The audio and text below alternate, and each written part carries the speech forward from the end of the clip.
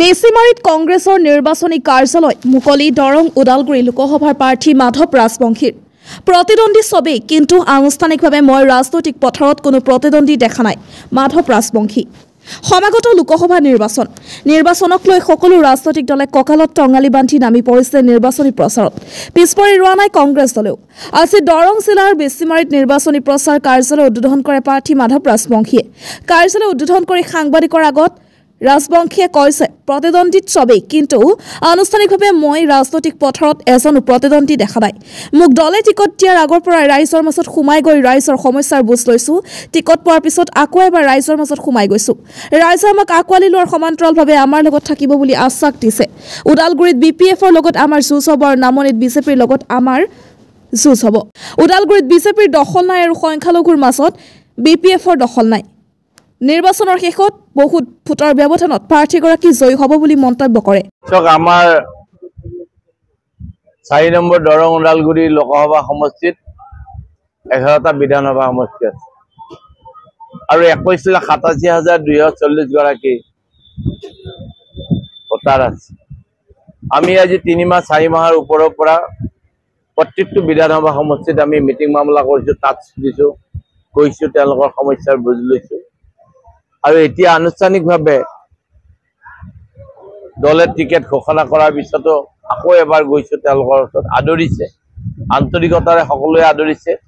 সকলো জনগোষ্ঠীৰ মানুহৰ লগত কথা বাৰ্তা হৈছো ধৰ্মীয় অনুষ্ঠানৰ লগত কথা বাৰ্তা হৈছো অনুষ্ঠান প্ৰতিষ্ঠানৰ লগতো আমি যোগাযোগ কৰিছো সকলো মানুহৰ পৰা আদৰ পাইছো আৰু আন্তৰিকতাৰে আমাক গ্ৰহণ কৰিছে নিৰ্বাচনত আমাক সহযোগ কৰিবলৈ তেওঁলোকে কথা ৰাখিছে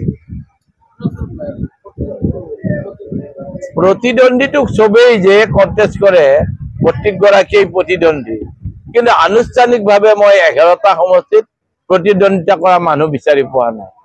কাৰণ বিজেপিৰ ওদালগুৰি জিলাত কোনো দখল নাই তেওঁলোকে তাতে সহযোগ নাপাব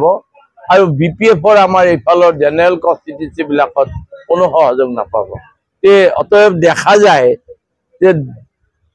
ওদালগুৰি জিলাত মোৰ বিপিএফৰ লগত কন্টেস্ট হ'ব আৰু নামনিত বিজেপিৰ লগত কন্টেস্ট হ'ব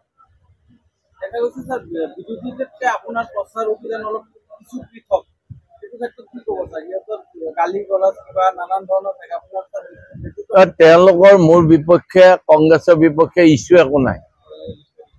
আমাৰ তেওঁলোকৰ বিপক্ষে বহুত ইস্যু আছে তথাপিতো আমি আজিলৈকে আক্ৰমণ কৰা নাই আমি ব্যক্তিগত চৰিত্ৰৰ ওপৰতো কথা কোৱা নাই ৰাজহুৱা চৰিত্ৰৰ ওপৰতো কথা নহয় আমি সভাত ভাষণ দিলে ৰাজনৈতিক ভাৰতবৰ্ষৰ ৰাজনৈতিক প্ৰতিচ্ছবিটোহে আমি দাঙি দিছো তেতিয়া মোৰ ওপৰত ক'বলগীয়া একো নাথাকিলে কিবা বয়সৰ কথা ক'ব কিবা টিকেট মুখ্যমন্ত্ৰীয়ে দিয়া বুলি ক'ব আকৌ কেইদিনমান পিছতে তেওঁ বিজেপিত জইন কৰিব বুলি ক'ব অতএব এটা কথা প্ৰমাণ হৈছে মানে মাইনাছেও প্লাছ হয় আৰু প্লাছেও প্লাছ হয় তেওঁলোকে প্ৰমাণ কৰি দিছে যে মাধৱ ৰাজবংশী যদি এমপিও হয় আমাৰ তাতে আহিব বিজেপিত জইন কৰিব এমপি হোৱাটো তেওঁলোকে স্বীকাৰ কৰিছে 100ৰ ওপৰত যদি থাকিলেহেঁতেন সেইটোও ক'লোহেঁতেন মই 100% নিশ্চিত অহা লোকসভা নিৰ্বাচনত যদি মাজত এইকেইটা দিনত কোনো ধৰণৰ ধুমুহা নাহে তেতিয়াহ'লে এই নিৰ্বাচনত জয়লাভ কৰাটো সাধাৰণ